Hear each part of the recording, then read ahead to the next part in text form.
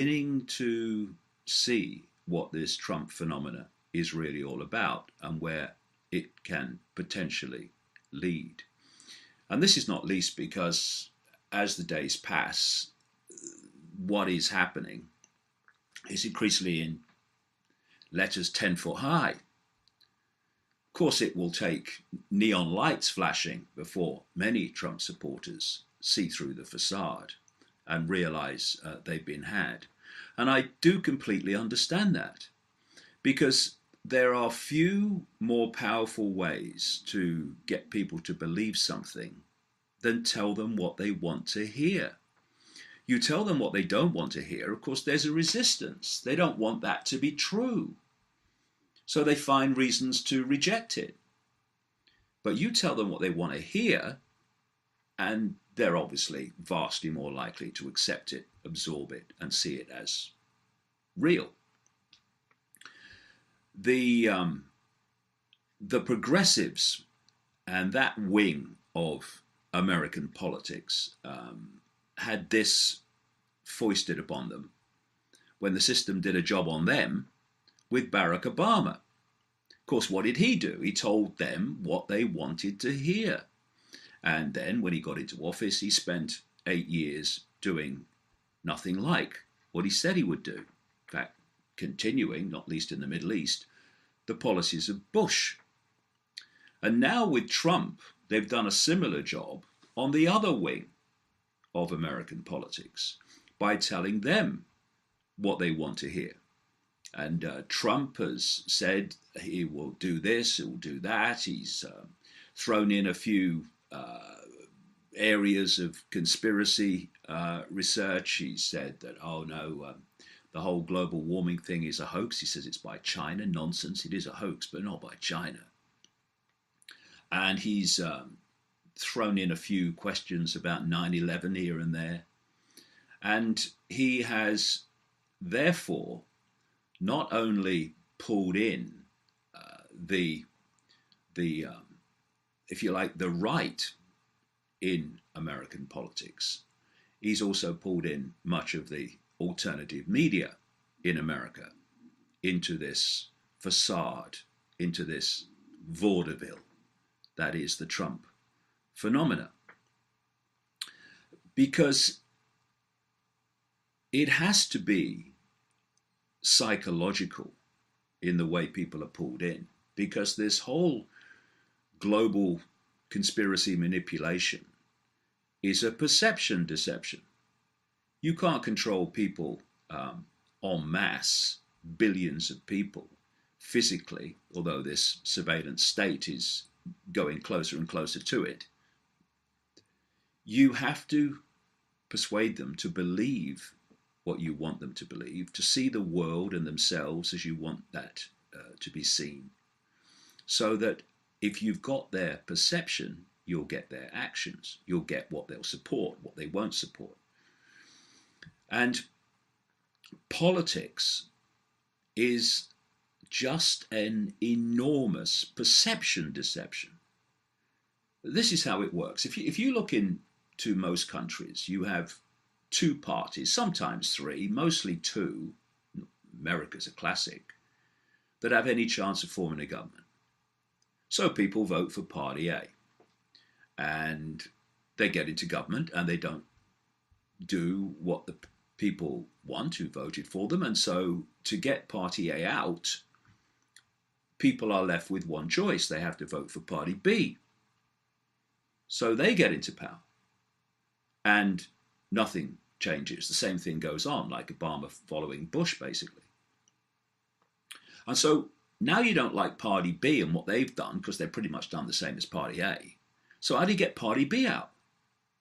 You've only got one choice at the ballot box, and that's to vote for Party A again.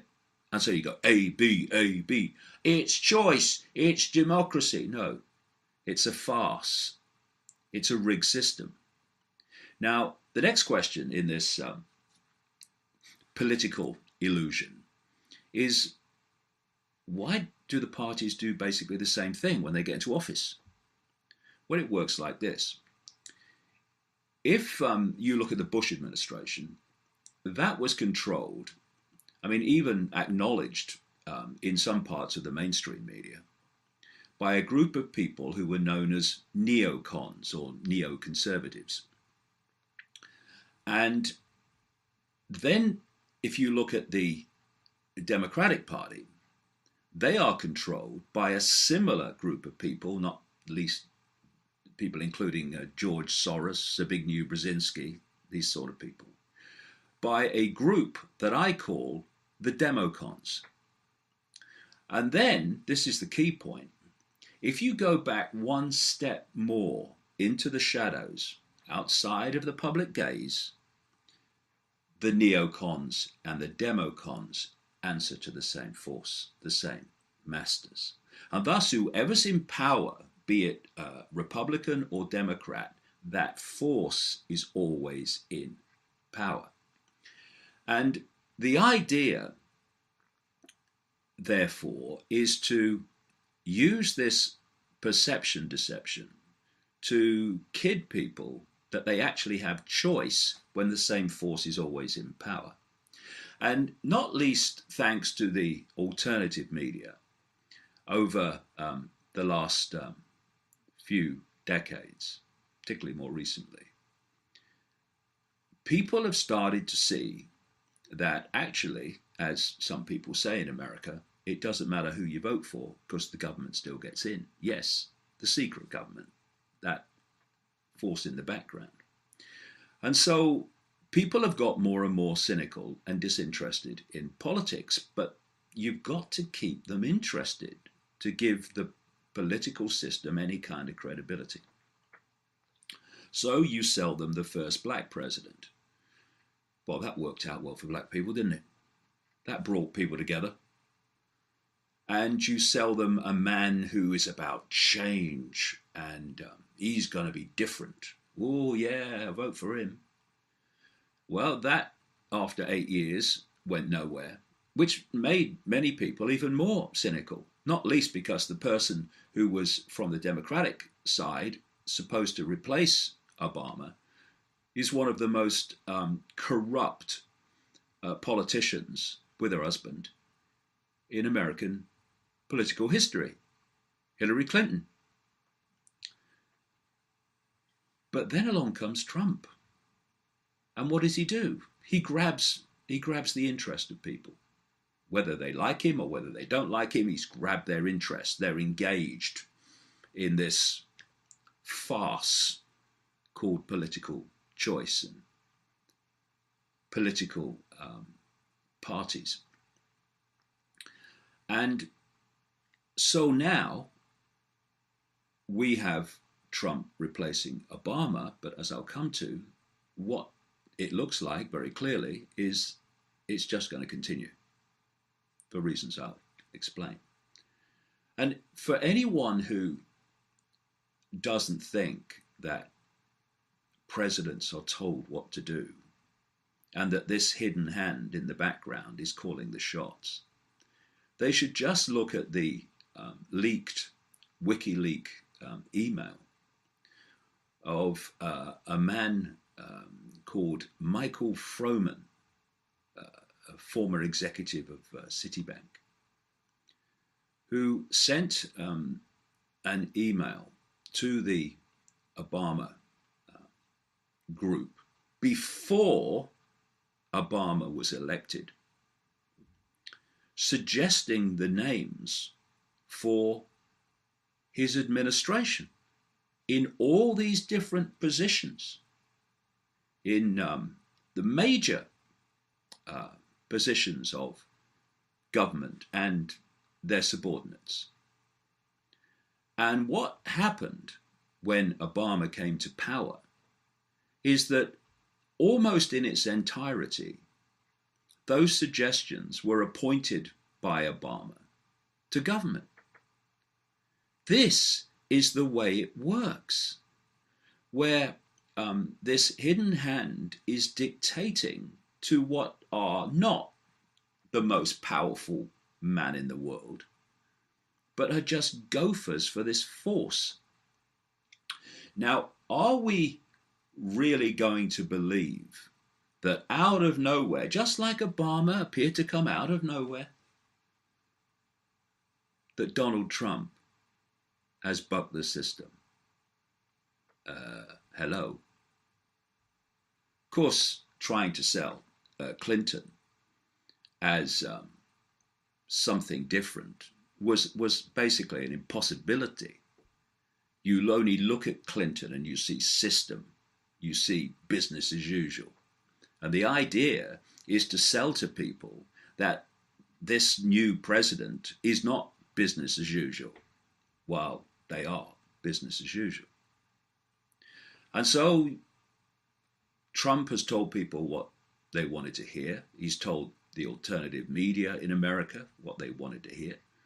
And so many people have bought the lie and bought the illusion. And the reason I say that the letters are now 10 foot high is, as I said about Trump all along, don't watch the words, watch the actions.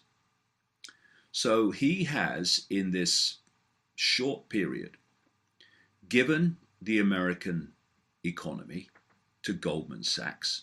Not only the economy, he's got Goldman Sachs people all the way through his administration, including this guy, Steve Bannon, who is right at his shoulder. And he's talking about scrapping vast amounts of regulation. And I agree. The world is far too fiercely regulated. But there is some regulation that is absolutely essential to stop the 1%, less than 1%, from running frickin' riot, as they did in the lead up to the financial crash in 2008. And these are the areas where Trump is talking about deregulating. Oh, we've got to deregulate to help small business. Yes, small business, medium-sized business is being drowned in regulation all over the world.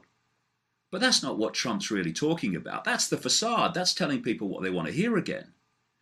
The real beneficiaries of this deregulation that he says he's going to introduce will be the Goldman Sachs, will be the JP Morgans, will be all these giants that led the world into financial catastrophe in 2008. Why? Because there had been decades and decades and decades of deregulation through Reagan Bush, through Father Bush, and through Clinton, that had allowed that free-for-all to happen. And he's talking about tax cuts. Yeah. Tax cuts benefit mostly who? The mega rich. So the idea that Trump is for the working man and the working woman is a nonsense. But that's what the rhetoric says, while the beneficiaries are the very people in the swamp that he says he was going to drain. Then he hands civilian posts as head of the Pentagon, head of Homeland Security, and his national security advisor to military people. I mean, the very idea of putting a military person in charge of Homeland Security is outrageous. And then you realize that there is another common theme, that these military people like Mad Dog Mattis in the Pentagon, Defense Secretary, and the National Security Advisor, Michael Flynn, are fiercely opposing and demonizing Iran. This is what Trump has been doing. Then you look at Israel, which in so many ways owns Trump. And they have started this rhetoric and demonization of Iran. Netanyahu was doing it in London when he met the British Prime Minister this week. And of course, Saudi Arabia, who is a truly fundamental opponent and hater of Iran, is in there as well. And I posted this picture on the website and social media on December the 15th last year, because it was already obvious to me where this whole thing was going. When you put the dots, you put the pieces together. And so since Trump came into office, the mantra has been Iran, Iran, Iran, Iran. And there's a reason for that. Let's go back to the time just before Boy George Bush came to power. This neocon group that came to power a few months later with Bush were behind an organization called the Project for the New American Century. And they produced a document in September 2000 listing a series of countries that they wanted the United States to regime change in what they called multiple theater wars. And these countries included Iraq, Libya, Syria, Lebanon, and the biggest prize of all, Iran. They also called for regime change in China. That'll be fun. And when they came to power with Bush, this policy was instigated. But of course, how do you justify regime changing in those countries and starting a process of catastrophic intervention in the Middle East? Well, along came 1 year to the month after that document was published, and 9 months after those people who wrote it came to power with Bush, along came 9/11, in which they were able to find the excuse to start ticking off those regime change countries.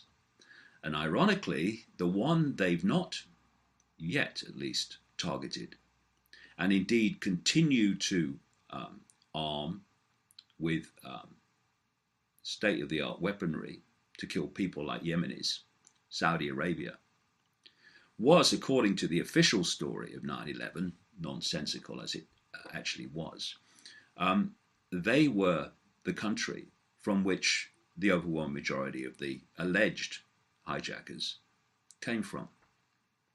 And yet, when Trump issued his travel ban list, Saudi Arabia was not on it, nor was Qatar, and these other countries that have funded ISIS and can't stand Iran. And if you look at Trump's travel ban countries, all you have to do is replace Lebanon on the Project for the New American Century list of countries for regime change. You have to replace that with Yemen. And Trump's travel ban list is an exact mirror of the countries being targeted by the Project for the New American Century in September 2000. And then you look what has happened since that document was published. After Afghanistan, justified by we must get bin Laden because the Taliban's there and he's there. There was the invasion of Iraq, completely made up with weapons of mass destruction. Why? It's on the list. They don't have a reason to invade Iraq, so they made one up. Simple as that. And then the two politicians fronting that up, Boy George Bush and Tony Blair, they were replaced at the time of the invasion of Libya by Obama and David Cameron, the British Prime Minister. Now we've got different politicians from different parties to the other two, but it's the same list.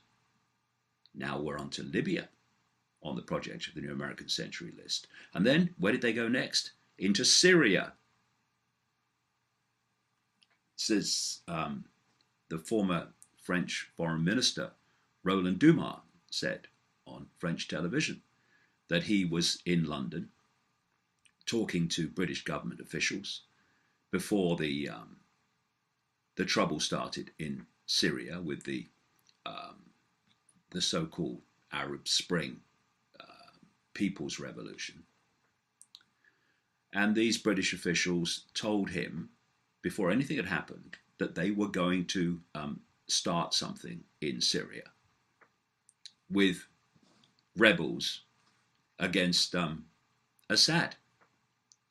And this is what has happened in relation to America, or this is what's behind it, as they have picked off these countries on this Project for the New American Century list. Here is a document headed U.S. Special Forces Unconventional Warfare Strategy, November 30th, 2010. And this isn't the American military process, technique for regime changing these countries on that list. This is what it said. Remember, November 2010. The US military's unconventional warfare strategy requires that target state population perceptions are first groomed into accepting an armed insurrection using, quote, propaganda and political and psychological efforts to discredit the government.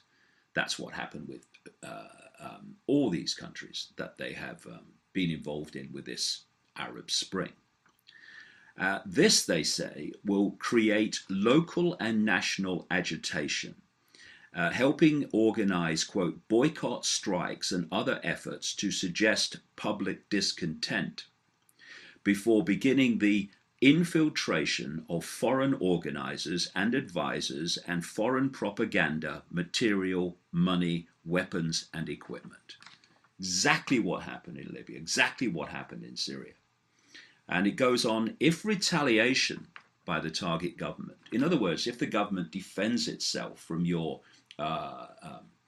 so-called freedom fighter people's revolution, which you've orchestrated and funded and armed, if there's retaliation from the government to that, the resistance can exploit the negative consequences to garner more sympathy and support from the population by emphasizing the sacrifices and hardship the resistance is enduring on behalf of, quote, the people. This is why nothing was said when these Western armed, funded and trained rebels and mercenaries started attacking the regime of Gaddafi.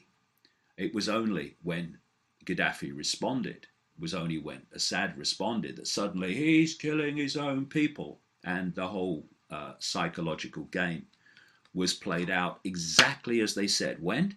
November 2010. 1 month later, after this was published, and of course it would have been in the background organized long before, we had the start of the Arab Spring with the events in Tunisia. And George Soros and his networks are, of course, behind that, if anyone wants to do a modicum of research. So we have these countries on the Project for the New American Century list being picked off quite demonstrably across different administrations, because that force I talked about earlier in the background is in control of whoever's in power. So that agenda plays out through whoever's in power, or officially so. But then you might say, well, there's a problem with this, because Obama did this nuclear deal with Iran, the big prize of these people. And so everything was honky-dory there. And people said to me at the time, well, where's this Iran thing you were talking about? Because, Obama's done this deal and everything seems fine with Iran. Well, let me go back to another document. It's from 2009, and it was published by a think tank connected to all these networks I'm talking about, and funded by their sources, called the Brookings Institution. And this was a document published in like I say, 2009, and it was called "Which Path to Persia? Options for a New American Strategy Towards Iran." And it said that Iran should be given a, quote, superb offer, only to be intentionally revoked in a manner that portrayed Iran as ungrateful. Anyone notice the connection with current events? This is what the document said. Any military operation against Iran will likely be very unpopular around the world and require the proper international context, both to ensure the logistical support the operation would require and to minimize the blowback from it. The best way to minimize international opprobrium, criticism, censure, and maximize support, however grudging or covert, is to strike only when there is a widespread conviction that the Iranians were given, but then rejected, a superb offer, one so good that only a regime determined to acquire nuclear weapons and acquire them for the wrong reasons would turn it down.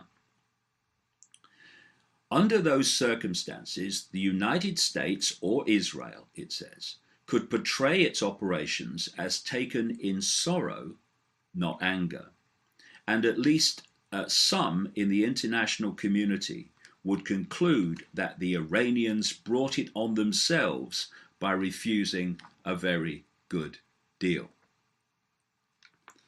Did I mention it was a perception deception, the whole thing? Exactly what it is, exactly what this is. So, this superb offer then was produced and negotiated by Obama and other countries, including the European Union, with Iran. And everything seemed fine. But when Trump came to power, it was all very different. He said the deal was basically a disaster and bad for America. And when there was a testing by Iran of a ballistic missile recently, which was not in contravention of the deal, they had their excuse. And what did Trump say? Trump said, and so did this Michael Flynn, national security advisor and Iran hater extraordinaire, along with his mate, Mad Dog. They said that Iran had been put on notice, and that Trump said that Iran should have been thankful, here's the wording again, should have been thankful for the nuclear deal. And this is one of his tweets. Yes, the American president communicates with the world on Twitter. This is what Trump said. Iran is playing with fire. They don't appreciate how kind President Obama was to them, not me. Which kind of fits this whole Brookings Institution scenario to put the blame for any conflict upon Iran. And this is how it works in the background, manipulating public perception to accept what the agenda wants. This is why all the propaganda against Gaddafi at the time, all the propaganda against Assad, that's what it's all about.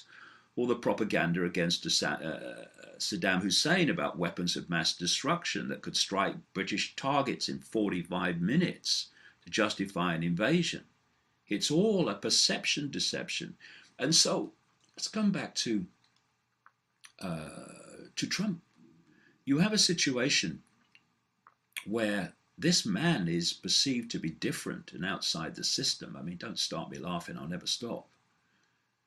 And yet what we're seeing is a continuation of the same theme and the same countries being targeted that has passed through Boy Bush, Obama, and to Trump. And, you know, the people in the alternative media who have campaigned against certain things and exposed certain things over the years, they really do need to rub their eyes and refocus on what they're now supporting. We have a situation where Goldman Sachs has been given the economic control of the United States. We've had these military people given these what should be civilian posts. We've got Trump talking about torture is justified, demonizing Iran on the way to seeking conflict with them, and you know, causing chaos. And as I said in last week's video cast, chaos is the currency of these people. They want chaos so that they can offer the order out of the chaos, which is to transform society in the way they want it to change. It's what might be called creative destruction. You destroy the status quo through chaos, whatever that status quo is. You then change the status quo. You then creatively destroy that status quo, and so it goes on. And at each new status quo, the world has changed. There's no two greater examples than the world wars in the 20th century. The First World War vastly changed and creatively destroyed the status quo that had been before. And then the Second World War came along and destroyed the status quo that had followed the First World War. And we're just seeing the continuation of this. And you see, this is the danger. I'm not even saying that Trump is fully aware of what's going on. He probably isn't. But the people around him are. The people in the shadows that control the people around him are. And what they have now in the White House is an extreme narcissist with an ego so big and so fragile that he can't let criticism on Twitter go, or criticism by some celebrity go, without having to react to it. This is not what mature, secure people do. And so because of his lack of awareness of the whole political system, he'll have some from his life in business, but I mean really deeply. And because of his narcissistic, egotistical, reactive behavior, the big I am, he is a manipulator's party trick. I mean, if you gave a manipulator a blank sheet of paper and said, describe your ideal person to manipulate, they would draw a picture of Donald Trump. And we need to, those that support Trump need to see this. And those that don't support Trump also need to get informed about how the world really works, instead of just reacting to it in this two-party left-right manner. We need to take a step back and see the left-right nonsense as just an irrelevance to anything that's going to change anything.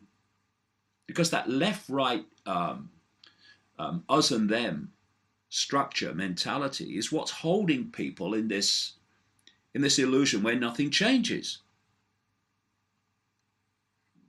And if you look at it, it's like an electrical system where both sides need each other.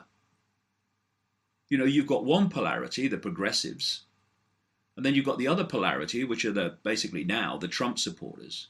And they create, by their resistance, they talk about resistance. Well, it is an electrical circuit is made between the two, and the electrical circuit goes on doing this and changes nothing, but creates the very upheaval that the hidden hand wants to justify more and more of the police state and the surveillance state. And that's another thing.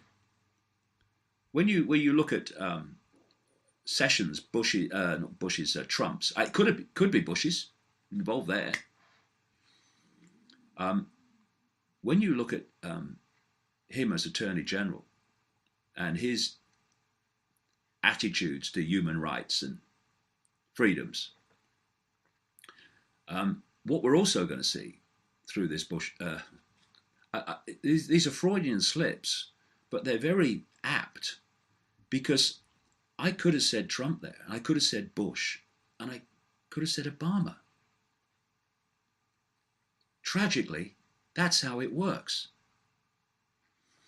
And we're going to see through this Trump administration also, justified by law and order, more and more advances of this surveillance state and this police state. Not least now, they have a military man running Homeland Security.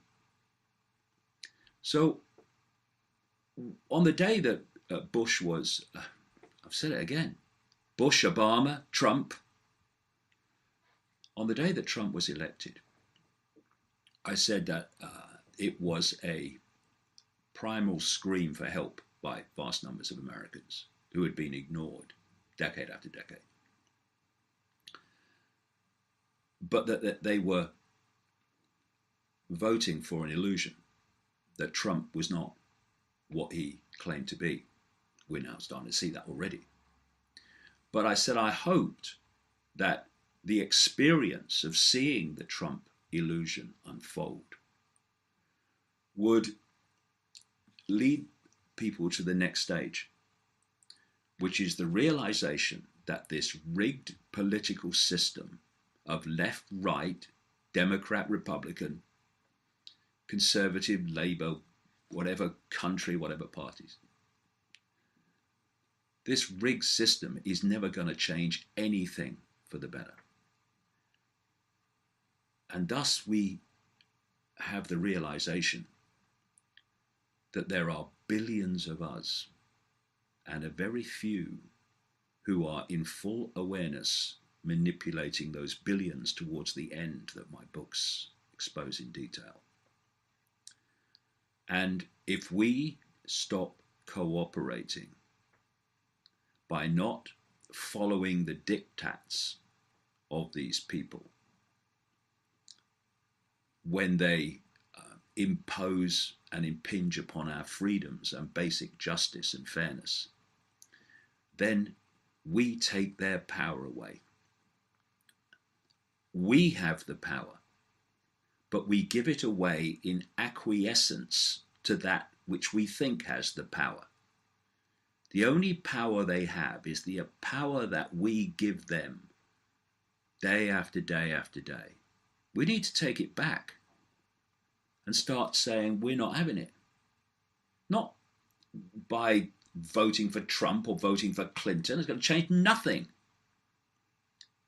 But by refusing to cooperate with what the system seeks to impose upon us.